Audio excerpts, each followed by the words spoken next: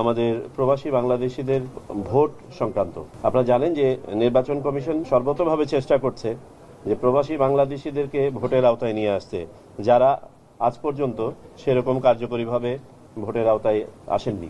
আপনাদের এটাও খেয়াল থাকার কথা যে গত 16 ডিসেম্বর মাননীয় প্রধান উপদেষ্টা জাতির উদ্দেশ্যে দেয়া ভাষণে প্রবাসী বাংলাদেশিদের ভোটের ব্যাপারে সুনির্দিষ্টভাবে কিছু বক্তব্য তুলে ধরেছেন। তার মধ্যে যেমন ছিল, উনি বলেছেন যে এবারে আমরা প্রবাসী বাংলাদেশিদের ভোট নিশ্চিত করতে চাই, এবার আশ্বাস নয় আমরা বাস্তবায়ন করতে চাই, এবং তিনি এটাও বলেছেন যে আমাদেরকে একটি নির্ভরযোগ্য ব্যবস্থা উদ্ভাবন করতে হবে। এই আলোকে কমিশন সংশ্লিষ্ট কমিটিকে দায়িত্ব প্রদান করে যে এটা নিয়ে গবেষণা করে একটা সুনির্দিষ্ট প্রস্তাব কমিশনের সামনে দিতে। প্রচলিত আইন এবং নিয়ম গবেষণা করার পাশাপাশি আমাদের বিদেশে অবস্থিত বিভিন্ন দূতাবাস 34টি দেশে অবস্থিত 44টি মিশন অফিস থেকে ফিডব্যাক সংগ্রহ করে। আমি সেগুলো নিয়ে বিস্তারিত পরে বলছি। বাংলাদেশ ডাক বিভাগের সাথে আলোচনা করা হয়, বিভিন্ন বিশেষজ্ঞ এবং সংশ্লিষ্ট প্রতিষ্ঠানের সাথে আলোচনা করা হয় এবং তাদের কাছ থেকে প্রেজেন্টেশন নেওয়া হয়, দেশি বিদেশি। এবং সর্বোপরি নির্বাচন ব্যবস্থা সংস্কার কমিশন যে সুপারিশ দিয়েছেন সেই সুপারিশটিও স্টাডি করা হয়। আমরা প্রচলিত নিয়মে দেখতে পেয়েছি যে 4 ধরনের ভোটার শুধুমাত্র পোস্টাল ব্যালটের মাধ্যমে ভোট দিতে পারেন। এই 4 ধরনের ভোটারের মধ্যে প্রবাসী ভোটার হচ্ছে একটি। আমরা 34টি দেশের 44টি মিশন অফিস থেকে ফিডব্যাকে মূলত 3টি জিনিস জানতে চেয়েছিলাম।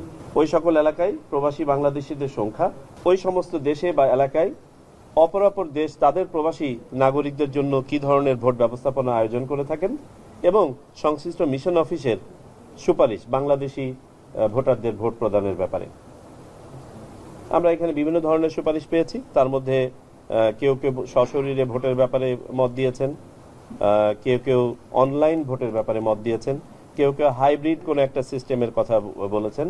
পোস্টাল ব্যালটের ব্যাপারে কেউ কেউ বলেছেন, বাবার এটা বলেছেন যে পোস্টাল ব্যালট বর্তমানে কার্যকরী নয়। সেটা আমি পরে বলছি কেন এটা কার্যকরী নয়।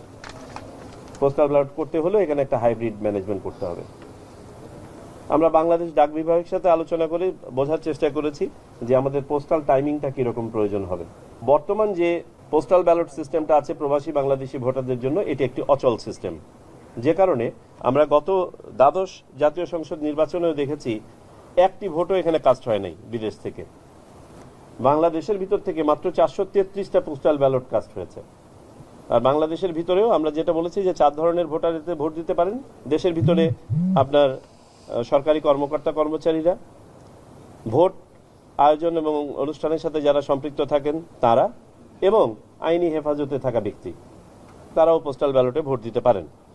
তো আমরা মাত্র 433টি ভোট দেখেছি গত জাতীয় সংসদ নির্বাচনে, যেটা পোস্টাল ব্যালটের মাধ্যমে কাস্ট করা হয়েছে। আর প্রবাসী বাংলাদেশিরা কেউই ভোট দিতে পারেন নাই।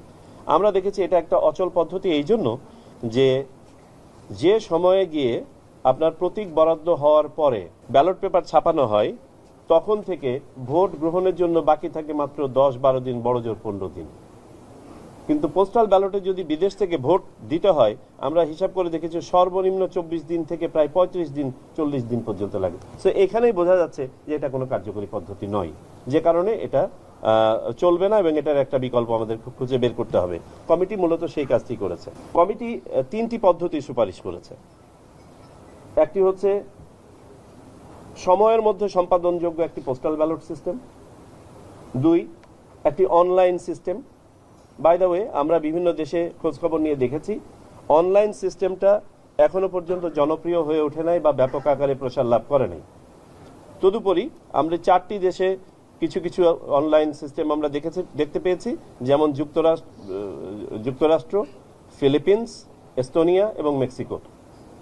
আর পাশাপাশি আমাদের উপমহাদেশে ভারত, পাকিস্তান সহ কয়েকটি দেশ পাইলট পর্যায়ে আছে গত কয়েক বছর ধরে এই অনলাইন সিস্টেম নিয়ে। আমরা ইউএনডিপির সাথে যখন আলোচনা করেছি, তারা আমাদেরকে যেটা বলেছেন যে অনলাইন সিস্টেমটা এখনো পর্যন্ত অনেকেই অ্যাডপ্ট করতে পারছে না। কেউ কেউ এটা ট্রায়াল পর্যায়ের পরে আবার ফেরত গেছে পূর্বের সিস্টেমে। সুতরাং অনলাইন সিস্টেমটার মধ্যে আপনার বেশ কিছু ট্রায়ালের ব্যাপার আছে, পাইলটিং এর ব্যাপার আছে, সময় সাপেক্ষ একটি বিষয়। আমি যেটা বলছিলাম যে কমিটি 3টি পদ্ধতি সাজেস্ট করেছে। 2টো বললাম যে সময়ের মধ্যে সম্পাদনযোগ্য পোস্টাল ব্যালট, দ্বিতীয় হচ্ছে অনলাইন পদ্ধতি, আর তৃতীয়টি হচ্ছে প্রক্সি ভোট। প্রক্সি ভোট অর্থাৎ একজন প্রবাসী বাংলাদেশির পক্ষে বাংলাদেশে অবস্থানরত একজন ভোটার তার ভোটার এলাকার তার হয়ে ভোটটা দিয়ে দেওয়া। আমাদের কমিটির কাছে বিবেচ্য বিষয়াদি ছিল ভোটারের পরিচয় নিশ্চিত হওয়া, ভোটের গোপনীয়তা এবং নিরাপত্তা। আমাদের যে সিস্টেমই অ্যাডপ্ট করি না কেন এটা হতে হবে নিরাপদ এবং নির্ভরযোগ্য। একটা সাক্ষ্য থাকার ব্যবস্থা থাকতে হবে যাতে করে আইনি বিষয়গুলো ফেস করা যায়, অর্থাৎ আমরা পেপার ট্রেইলের কথা বলেছি। যে সময় পাওয়া যাবে ভোট গ্রহণের জন্য সেই সময়ের মধ্যে সম্পাদনযোগ্য একটি পদ্ধতি, এটি একটি সাশ্রয়ী পদ্ধতি হতে হবে এবং সর্বোপরি সার্বজনীন পদ্ধতি হতে হবে যাতে করে বিদেশে বসবাসরত সকল ধরনের প্রবাসী Bangladeshi irrespective of their level of education যেন এটা সহজে ভোটটা দিতে পারে।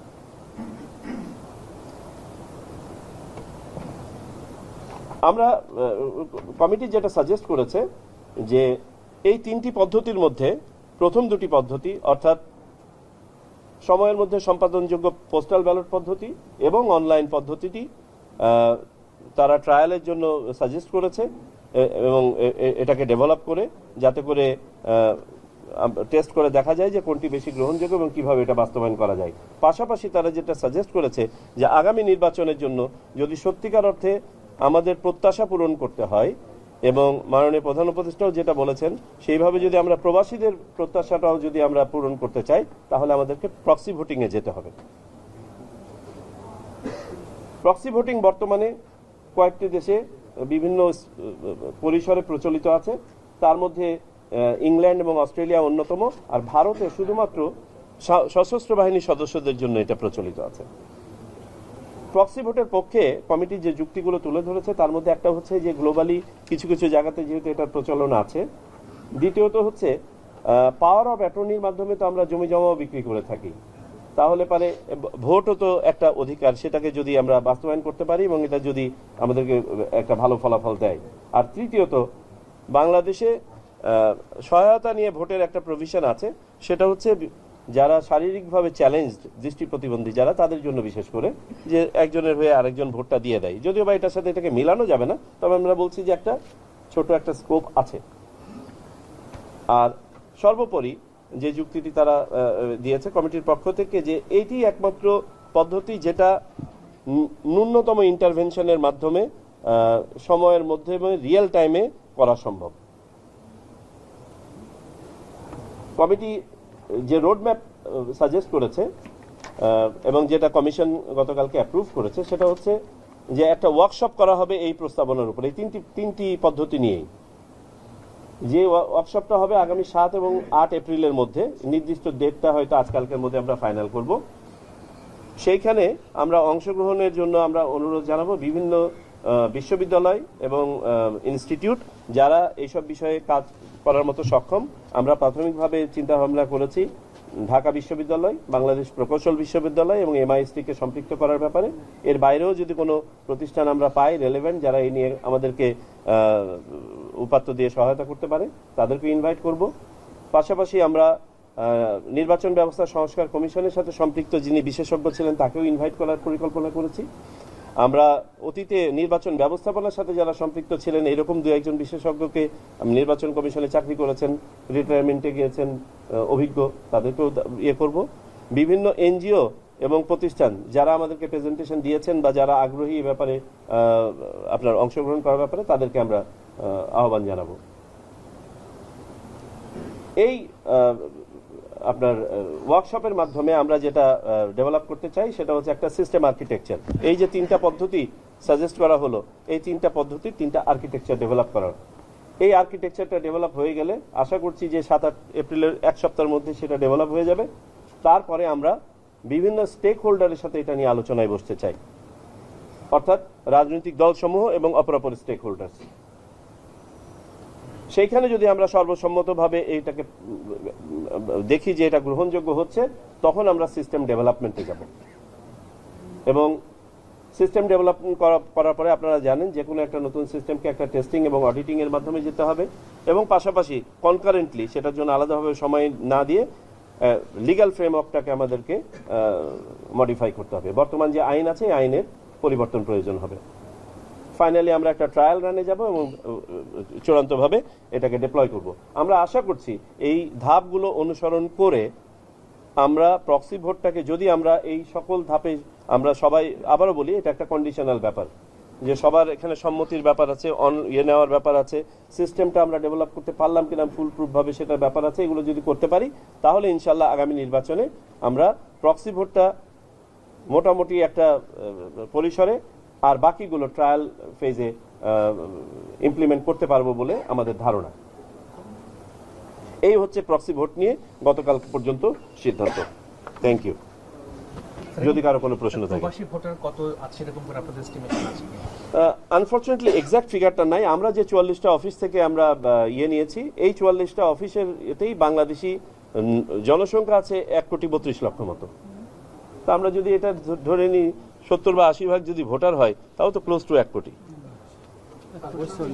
যারা ভোটার তারাই দিবে শুধু দিবে ভোট, নাকি বাংলাদেশি যারা ভোটার দেবে? যেমন আমার পাসপোর্ট আছে কিন্তু আমি ভোটার না। আমরা প্রক্সি ভোট যেটা সাজেস্ট করতে, এটা শুধুমাত্র প্রবাসীদের জন্য সাজেস্ট করছি, আর বাংলাদেশিদের জন্য তো পোস্টাল ব্যালট সিস্টেম আছে। জি, যারা ভোটার হয়েছে শুধু তারা ভোট দিবেন নাকি? জি, যারা ভোটার হয়েছেন, ভোটার তালিকায় নাম থাকতে হবে। ভোটার তালিকায় যাদের নাম আছে, উঠছে। এবং এখানে আপনাদেরকে বলে রাখি যে প্রবাসে যারা গিয়েছেন তারা তো কেউ কেউ এনআইডি নিয়েই গেছেন, তার মানে উনি ভোটার তালিকায় আছেন। আর আমরা 7টা দেশে, ইতোমধ্যে 9টা দেশ হয়ে যাবে, 9টা দেশে আমরা ভোটার নিবন্ধন কার্যক্রম চালু করেছি। যারা ভোটার তালিকায় নিবন্ধিত আগে হন নাই এবং এনআইডি কার্ড পান নাই, তাদের জন্য এই 9টা দেশে আমরা সেবা চালু করেছি। অদূর ভবিষ্যতে আমরা এই সেবাটা 40টা দেশে সম্প্রসারণ করব। সুতরাং যারা অতীতে নিবন্ধন করেন নাই বা এখনো নিবন্ধিত হতে পারেন নাই, এদের কতটুকু আপনার আগামী নির্বাচনের আগে শেষ করতে পারবো আমরা ঠিক জানি না। তবে আমরা যেসব দেশে ডিপ্লয় করেছি এগুলোতে তো একটা উল্লেখযোগ্য সংখ্যক আসবে। বাট আমাদের যেহেতু প্রবাসী বাংলাদেশের সংখ্যা অনেক, এবং আমরা ধারণা করি যে একটা সংখ্যা তো যারা অনেক আগে বাংলাদেশ থেকে গিয়েছেন, এখনো পর্যন্ত ভোটার তালিকায় অন্তর্ভুক্ত হন নাই, এনআইডি নেন নাই, তাদের জন্য হয়তো আমাদের আরো কিছু সময় দিতে হবে। এই পুরো প্রক্রিয়াটা শেষ করতে আনুমানিক কতদিন সময় লাগবে? আর দ্বিতীয়ত হচ্ছে এটার সামনে চ্যালেঞ্জ কি মনে করছেন? আচ্ছা, প্রথমত হচ্ছে আপনাদেরকে তো শুরুতেই আমি বলেছি চ্যালেঞ্জগুলো কি। একটা চ্যালেঞ্জ হচ্ছে আমাদের অনলাইন কোনো সিস্টেম, গ্লোবালি ইউনিভার্সালি অ্যাকসেপ্টেড কোনো সিস্টেম আমাদের হাতে নাই। এরকম যদি থাকতো তাহলে তো আমরা রেডিলি, আমরা বলি না you don't reinvent the wheel, আমাদের কাছে যদি একটা হুইল থাকতো আমরা তো ওইটাই লাগিয়ে দিতাম। তো আমাদের জন্য একটা নতুন একটা সিস্টেম আমাদেরকে ডিভাইস করতে হচ্ছে। তো আশা করি এটাতে আমরা সাকসেসফুল হব।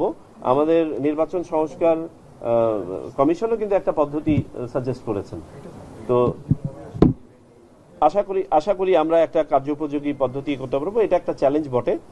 আর আপনি যেটা বললেন যে কতদিন সময় লাগতে পারে, it will depend on what kind of platform আমরা we are trying to develop. এটা বিশেষজ্ঞরাই বলতে পারবেন কত সময় লাগবে। তবে আশা করি আমরা আপনাদেরকে লেটেস্ট বাই 15 এপ্রিল বলতে পারবো কতদিন লাগবে। বিকজ 7-8 তারিখে আমাদের ওয়ার্কশপটা হয়ে গেলে, আমরা আর্কিটেকচারটা ডেভেলপ করলে, তখন যারা আর্কিটেকচারগুলো আমাদেরকে প্রেজেন্ট করবেন, আমরা নিজেরাও একটা আর্কিটেকচার ওয়ার্কআউট করেছি ইলেকশন কমিশনের নিজস্ব জনবল দিয়ে। তো সেটা আর এখানে আমি অবতারণা না করি, যেহেতু এটা ওয়ার্কশপের মাধ্যমে যাবো আমরা, সেখানে হয়তো এটাও প্রেজেন্ট করতে বলবো, তখন আমরা হয়তো বলতে পারবো যে কতদিন সময় লাগবে। স্যার, এইখানে একটা বিষয় আছে, একবার পরিচালন ছিল যে তত্ত্বাবধায়ক পদ্ধতি যখন ছিল তখন একটা গুরুত্বপূর্ণ দলের শীর্ষ ব্যক্তির পক্ষ থেকে একটা প্রশ্ন করা হয়েছিল যে শিশু এবং প্রতিবন্ধী ছাড়া কেউ নিরপেক্ষ না, প্রবাসী যিনি অথরাইজ করবেন আর কি, নিজের ভোটটাও গোপনীয়তা রক্ষা করতে পারেন না ওই ব্যক্তি, নানা সমস্যা। এই বিষয়ে আপনাদের কোনো চিন্তা আছে কিনা, গোপনীয়তাটা কিভাবে রক্ষা করে? হ্যাঁ, এই একটা জায়গা নিয়ে আমরা ব্যাপক আলোচনা করেছি যে আপনাকে কাউকে না কাউকে, একজন ব্যক্তিকে তো আস্থায় নিতে হচ্ছে। এবং এখানে আমরা এই বিষয়টাই ডিবেট করেছি যে ধরেন আমি একজন প্রবাসী, আমার ভাইকে বা বন্ধুকে বললাম আমার হয়ে ভোটটা দিয়ে দিতে, আমি বললাম যে আমি অমুক প্রতীকে ভোটটা দিতে চাই, এবং সে ভোটটা দিতে গিয়ে সেটাতে দিল না, এই এতটুকু রিস্ক থেকেই যায়। এই জন্য ইন্ডিভিজুয়াল ভোটার যখন তার প্রক্সি নির্বাচন করবেন, তাকে একজন আস্থার ব্যক্তিকেই নির্বাচন করতে হবে। এতটুক ইম্পিউরিটি নিয়েই আমরা এই পদ্ধতিটা কিন্তু সাজেস্ট করছি। পরিচিত জন কোনো সমস্যা নেই, একজন করে শুনি। জি, সরাসরি ভোট। জি, আমরা যে দুটি দেশকে দেখতে পাচ্ছি, ইংল্যান্ড এবং অস্ট্রেলিয়া, ওরা গণতান্ত্রিকভাবে তাদের মন মানসিকতা শিক্ষা আমাদের চেয়ে অনেক এগিয়ে। তো এইটা আমার মনে হয় দেশের প্রশ্ন হতে পারে। দেখুন, আমাদের কতগুলো বিষয় তো আছে। একটা হচ্ছে যে আমাদের আস্থার ঘাটতি, বিশ্বাসের অভাব, আর পাশাপাশি আপনি যে কথাটা বললেন একজন ব্যক্তি আরেকজন, অন্ততপক্ষে ন্যূনতম আমরা এতটুকু জায়গাতে আস্থা রাখতে হবে যে একজন ব্যক্তি অন্ততপক্ষে তার পরিচিত একজনের উপরে তো আস্থা রাখতে পারবে। আর তাও যদি না হয় তাহলে আমরা কোথায় গিয়ে দাঁড়াবো? আমরা এই পর্যন্ত যেটা প্রপোজ করছি যে এটা ব্যক্তির চয়েস। আমরা প্রথমে ভেবেছিলাম নিকটাত্মীয় দিব, তো নিকটাত্মীয় দেখা যাবে তখন আমাদের অপশনটা লিমিটেড হয়ে যাবে। নিকটাত্মীয় ডেফিনেশন আমরা তৈরি করেছিলাম, পরে আমরা সেখান থেকে সরে এসে প্রস্তাব করতে চাচ্ছি উনি নির্বাচন করুক, উনি কাকে দিবেন, সেটা আত্মীয় না বন্ধু না পরিচিত জন, উনি নির্বাচন করুক। যাই হোক, এগুলো সবই কিন্তু আপনার কন্ডিশনাল, প্রোভাইডেড আমরা এই সিস্টেমটা অ্যাডপ্ট করি, একসেপ্ট করে আমাদের স্টেক হোল্ডাররা অনলি দেন। এগুলো হচ্ছে আমি বলবো যে আরো পরের প্রশ্ন।